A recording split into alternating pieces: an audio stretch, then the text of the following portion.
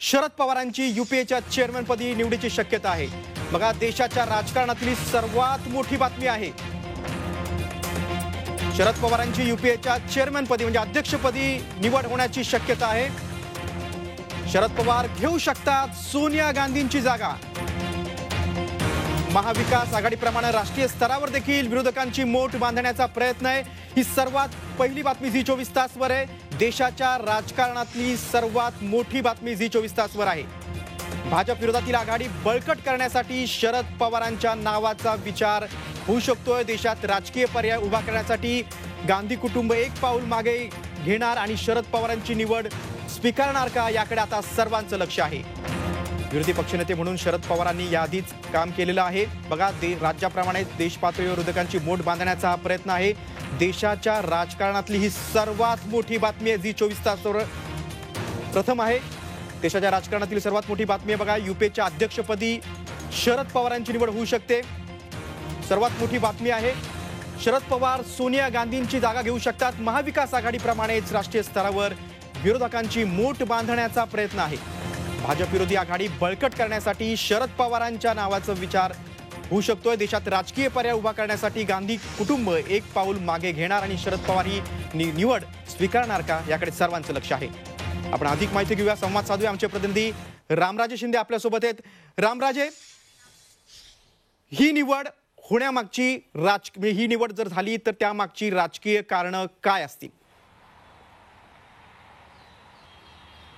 बिलकुल गिरीश, मला दोन मुद्दे मांडायचे आहेत। एक तर ही निवड का होते आणि ही निवड झाली तर त्या तर पुढचं जे आहे यूपीएचं किंवा विरोधकांचं कशी भूमिका असणार आहे, कशी दिशा असणार आहे। मुळात सगळ्यात पहिला मुद्दा म्हणजेच की आता बिहारमध्ये झालेल्या निवडणुका त्यामध्ये काँग्रेस बॅकफुटवर गेलेला आहे। काँग्रेसला कमी जागा मिळाल्या आणि त्यामुळे जबाबदार हे राहुल गांधी यांना धरलं जाते। दुसरा मुद्दा म्हणजेच की हैदराबादमधल्या म्युनिसिपल महापालिकेच्या निवडणुका तिथे सुद्धा काँग्रेसची कामगिरी जी आहे ती कमकुवत राहिलेली आहे। आणि तिसरा मुद्दा म्हणजेच की काँग्रेसमध्ये अंतर्गतच बंडाळी माजलेली आहे आणि अशा पार्श्वभूमीवर काँग्रेसमधील कोणताही नेता सोनिया गांधी यांच्याशिवाय इतर पक्षांची मोठ बांधून त्यांचं नेतृत्व करण्यासाठी सक्षम दिसत नाही।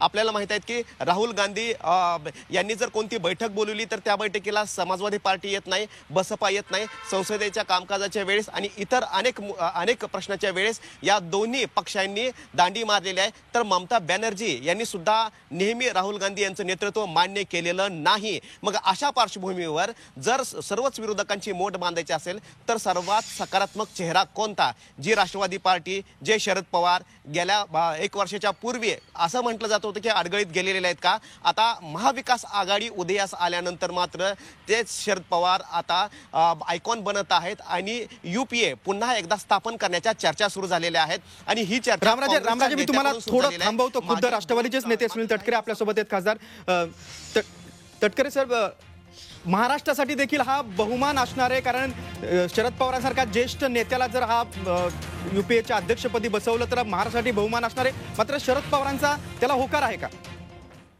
एक तर असं की मी आपल्याकडनंच ही बातमी या ठिकाणी ऐकली आणि खरोखरीच आदरणीय पवार साहेब जर का यूपीएचे चेअरमन झाले तर महाराष्ट्राचा हा खूप मोठ्या प्रमाणावरचा गौरव आणि बहुमान त्या ठिकाणी असेल।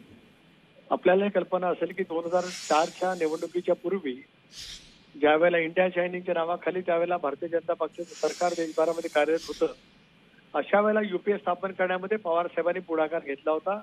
99 मध्ये राष्ट्रवादी काँग्रेस पक्षाची स्थापना करून काँग्रेसची फारकत घेऊन ती झालेली होती।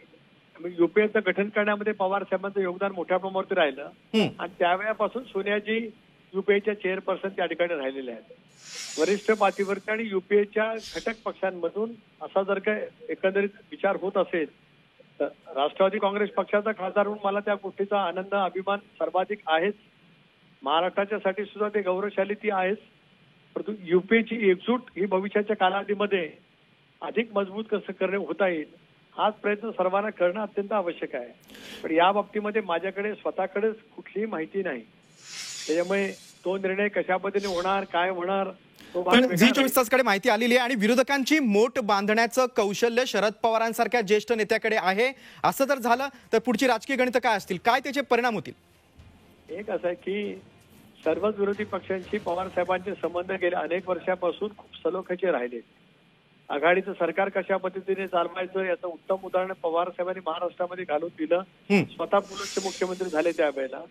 आणि 99 सालामध्ये सुद्धा महाराष्ट्राचा शाहू फुले आंबेडकरांचा सामाजिक शक्तीचा विचार टिकावं म्हणून ज्या काँग्रेस पक्षाबरोबर बाजूला जाऊन आम्ही निवडणूक एकमेकांच्या विरोधामध्ये लढलो. विधानसभेच्या निवडणुकीच्या नंतर पुन्हा महाराष्ट्रामध्ये सुद्धा लोकशाही आघाडीचं सरकार आणण्यामध्ये पवार साहेबांचं योगदान त्या कालावधीमध्ये मोठं होतं.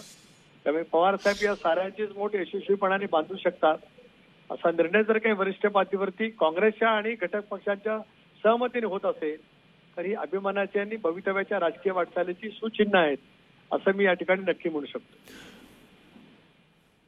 सुनील तटकरे सर, तुम्ही अगदी सविस्तरपणे तुमचं म्हणणं मांडत भूमिका मांडली त्याबद्दल धन्यवाद. भाजपचे नेते माजी अर्थमंत्री सुधीर मुनगंटीवार आपल्यासोबत आहेत. सुधीरजी, भाजपला रोखण्यासाठी सर्व विरोधक एकत्र येत आहेत आणि युपीएचं चेअरमन पद शरद पवारांना देण्यामागे काही रणनीती आहे, तशी शक्यता आहे. तुमची काय भूमिका आहे, तुमची काय प्रतिक्रिया? नाही, शेवटी तो त्यांचा अंतर्गत मामगा आहे.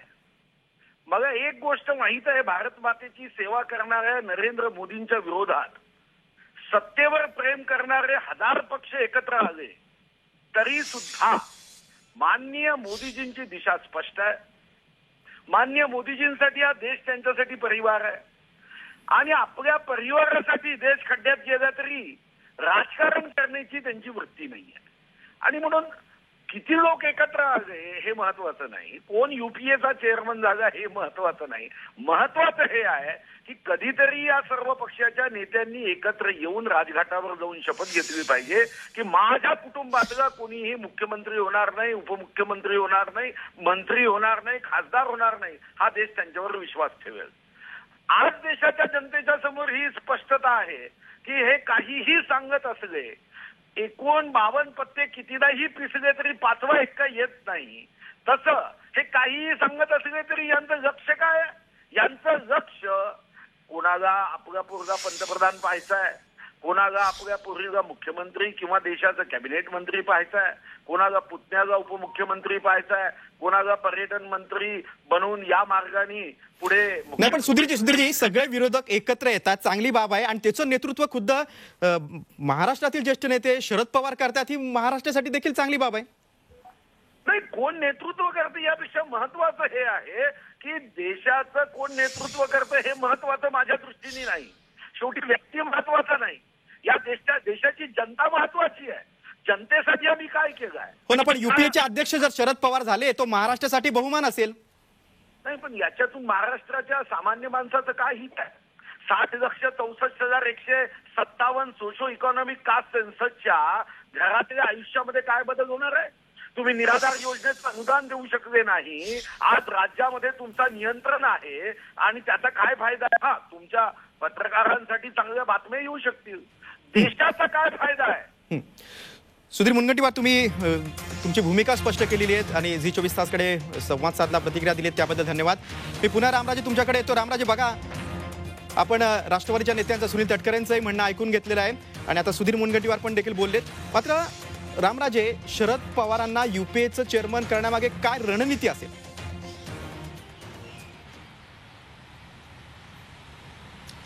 बिलकुल गिरीश, मला खरं तर 2 मुद्दे आणखीन मांडायचे आहेत. सगळ्यात पहिला मुद्दा म्हणजेच की शरद पवार काँग्रेसनं आता काही दिवसापूर्वीच नुकताच शरद पवार यांच्याकडे प्रस्ताव पाठवलेला आहे. काँग्रेसचे 2 नेते हे शरद पवार यांना भेटलेले आहेत आणि त्यांच्यामध्ये ही चर्चा झालेली आहे. त्यावेळेस आपल्याला जी सूत्रांनी माहिती दिलेली आहे त्यामध्ये शरद पवार यांनी होकार कळवलेला आहे. मग अशा वेळी काँग्रेसनं का ऑफर करावी राष्ट्रवादीला किंवा शरद पवार यांना? म्हणजेच की काँग्रेस क्षीण होते हे कबूलनामा करायचा आहे का? आणि दुसरा मुद्दा म्हणजेच की आता शरद पवार यांचं वय 80 आहे. अशा वेळी विरोधकामध्ये असा कोणताही तरुण तरफदार नेतृत्व नाही का की जे मोदींच्या विरोधामध्ये सक्षम नेतृत्व करू शकेल? त्यामुळे शरद पवार यांचं नाव पुढे येणं हे सुद्धा एक महत्त्वाचं गणित मानलं जात आहे. आणखीन एक तिसरा मुद्दा म्हणजेच की जे मायावती असतील, मुलायम सिंग यादव, अखिलेश यादव, त्याचबरोबर ममता बॅनर्जी आणि इतर जे महत्त्वाचे नेते आहेत ते मात्र राहुल गांधी यांच्या नेतृत्वावर विश्वास ठेवत नाहीत का? हा प्रश्न आहे. कारण मागील अनेक बैठकांमध्ये आपण पाहिलेलं आहे की कुठेतरी राहुल गांधी यांचं नेतृत्व कमकुवत होते. पण रामराजे, युपीएतील इतर घटक पक्षांचा पवारांच्या नावाला होकार आहे का? बिलकुल गिरीश, आपल्याला जी माहिती मिळालेली आहे ते डावे संपूर्ण पक्ष त्यांचा होकार आहे, त्याचबरोबर समाजवादी पार्टीचा होकार असल्याची माहिती मिळालेली आहे, बसपचा सुद्धा होकार आहे. ममता बॅनर्जी यांनी मात्र आपली भूमिका अद्याप स्पष्ट केलेली नाहीये, परंतु या सर्वच पक्षांचा होकार असल्याचं सांगण्यात आलेला आहे आणि काही पक्षाशी तर चर्चा सुद्धा झालेली आहे आणि या संपूर्ण चर्चा काँग्रेसने केलेल्या आहेत आणि त्यानंतरच शरद पवार यांचं नाव आलेलं आहे. परंतु टायमिंग हे महत्वाचं आहे, कारण राहुल गांधी यांना काँग्रेसचा अध्यक्ष बनवायचं हे आता चर्चा चालवली आहे, कारण पश्चिम बंगालच्या निवडणुकीनंतर त्यांना अध्यक्ष केलं जाणार होतं. अशा वेळी शरद पवार यांना युपीएचं चेअरमन पद बनवणं म्हणजेच की दोन मोठे नेते एक काँग्रेसचे अध्यक्ष बनतील का आणि दुसरे शरद पवार हे युपीएचे चेअरमनशिप बनतील का हे सुद्धा पाहणं हे महत्वाचं असणार आहे. मागील दोन वेळेस म्हणजेच की 2004 आणि 2009 युपीए 1 आणि युपीए 2 मध्ये सोनिया गांधी होत्या आणि गांधी घराण्याची पकड राहिलेली आहे नेहमी सर्वच पक्षावर. अशा वेळी आता शरद पवार यांची पकड असणं हे महत्वाचं आहे. आपल्याला माहिती आहे की युपीए 1 आणि युपीए 2 मध्ये सुद्धा पृथ्वीराज चव्हाण यांची खूप महत्वाची भूमिका राहिलेली आहे. जरी ते पंतप्रधान कार्यालयामध्ये होते तरी सुद्धा इतर पक्षांशी मोठ बांधण्यामध्ये सुद्धा पृथ्वीराज चव्हाण यांची भूमिका राष्ट्रीय स्तरावर सुद्धा महत्वाची राहिली होती.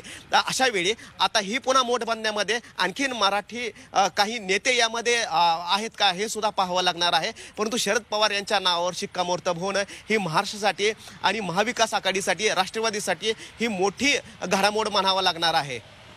रामराजे, पुढे भविष्यात देशाच्या राजकारणात महाराष्ट्राची भूमिका महत्त्वाची असणार आहे. महाराष्ट्रात महाविकास आघाडीची सत्ता आहे आणि आता जर युपीएचे अध्यक्ष शरद पवार झाले तर तो खूप मोठा एक आपण ऐतिहासिक निर्णय म्हणू शकतो आणि भाजपला रोखण्यासाठी विरोधकांची मोठ बांधण्यासाठी शरद पवारांसारख्या ज्येष्ठ नेत्याचं कौशल्य उपयोगात येऊ शकतं. आता पुढची रणनीती काय असतील, पुढची कृती काय असेल?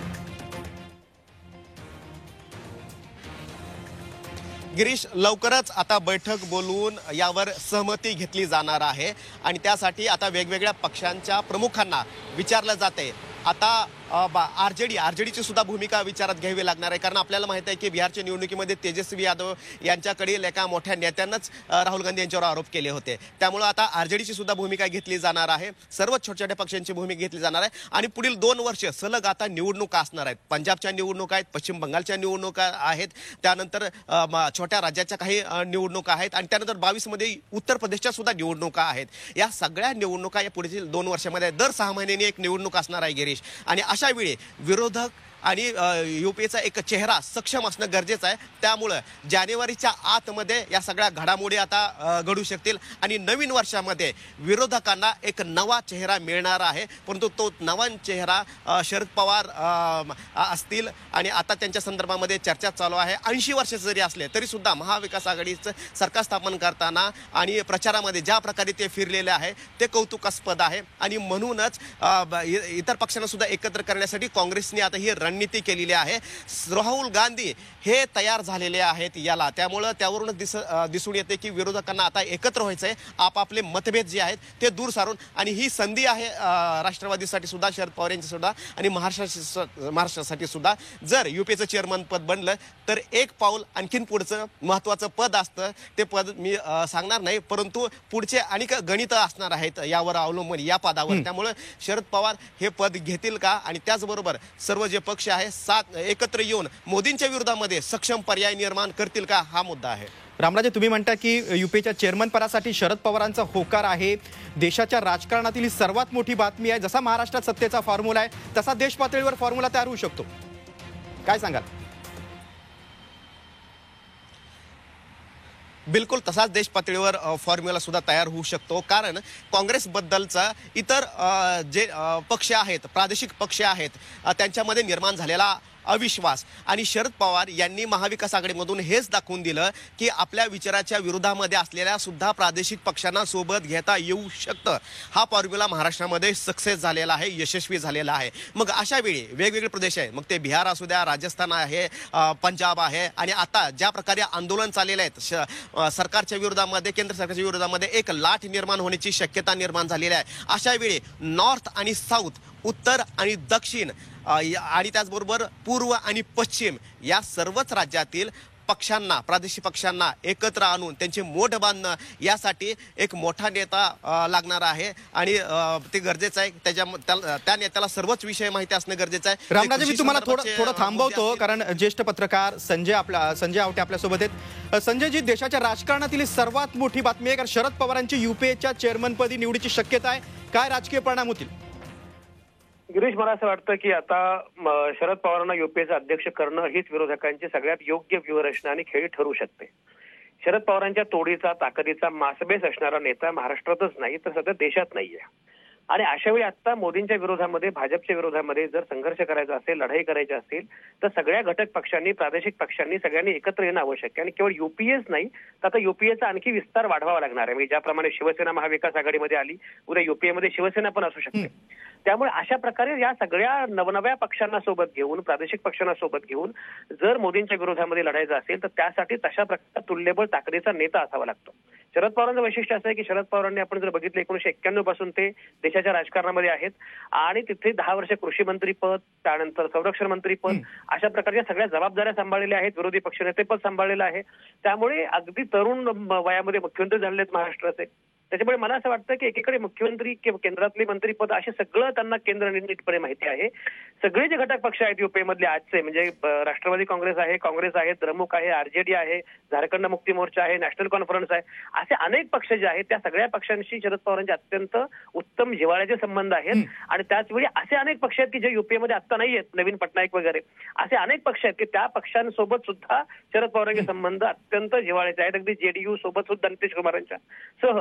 त्यामुळे सगळ्यांचे उत्तम संबंध आहेत. त्यामुळे मला असं वाटतं की या सगळ्या पक्षांशी उत्तम संबंध असल्यामुळे या सगळ्यांना एकत्रितपणे उभं करणं, तुम्ही आता जर बघितलं तर राष्ट्रपतींकडे जे विरोधकांचं शिष्टमंडळ गेलं त्यामध्ये राहुल गांधी होते, पण त्याचं नेतृत्व केलं शरद पवारांनी. त्यामुळे शरद पवारांचं नेतृत्व हे सगळ्याच पक्षांना, सगळ्यांना मान्य असू शकतं. आणि शरद पवारने आत्ता या कालावधीमध्ये जो पराक्रम केलेला आहे महाराष्ट्रामध्ये त्याची नोंद तर देशभर घेतली गेलेली. एक लक्षात घ्या, मी विधानसभा निवडणुकीमध्ये जो निकाल लागला तो निकाल पूर्णपणे भाजप आणि शिवसेना या युतीच्या बाजूने होता. त्यांना स्पष्ट बहुमत मिळालेलं होतं. तरीही शिवसेनेला आपल्यासोबत घेऊन संजयजी, देशाच्या राजकारणात भविष्यात महाराष्ट्र महत्वाची भूमिका बजावणार. अगदी महाराष्ट्र महत्वाची भूमिका बजावणार. आणि गिरीश, एवढंच नाही तर महाराष्ट्र पॅटर्न देशामध्ये निर्माण होऊ शकतो. आणि म्हणून महाराष्ट्र पॅटर्नचे जर शरद पवार जनक असतील तर हाच पॅटर्न देशामध्ये सुद्धा आपण निर्माण करू शकतो.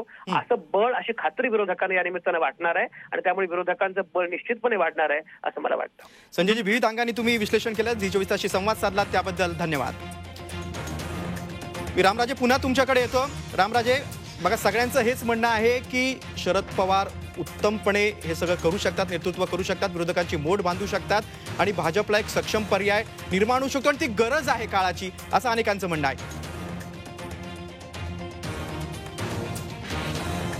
गिरीश, खरं तर आतापर्यंत UPA 1 आणि UPA 2 किंवा यापूर्वी सुद्धा ज्या मोठ्या संघटना बनल्या मोठ बांधण्यासाठी त्यावेळेस राष्ट्रीय पक्षांचं वर्चस्व त्यावर राहिलेलं आहे आणि म्हणूनच राष्ट्रीय पक्षाचे जे प्रमुख आहेत ते चेअरमन राहिलेले आहेत.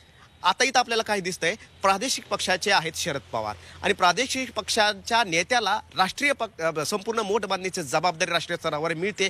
ही मोठी गोष्ट आहे. सोनिया गांधी राहिलेल्या आहेत कारण राष्ट्रीय पक्ष आहे आणि संपूर्ण देशभर अस्तित्व आहे. परंतु राष्ट्रवादीचं महाराष्ट्र आणि इतर ठिकाणी फक्त क्वचितचं असं अस्तित्व आहे. असं असताना सुद्धा संपूर्ण राष्ट्रीय स्तरावरची जबाबदारी मिळण्याची ही वेळ का आलेली आहे हे सुद्धा पाहणं महत्त्वाचं आहे. आणि म्हणूनच जो फॉर्म्युला महाराष्ट्रामध्ये निर्माण करण्यात आला होता तो आता इतर राज्यामध्ये लागू करणं. आणि जे विरोधक आहेत, आपल्याला माहित आहे की अकाली दल आणि काँग्रेस म्हणजेच की पंजाबमध्ये अमरिंदर सिंग आणि प्रकाश सिंग बादल हे एकमेकांचं तोंड पाहत नव्हते, परंतु आताच्या या कृषी कायद्याविरोधामध्ये हे दोघंही एकत्र आलेले आहेत.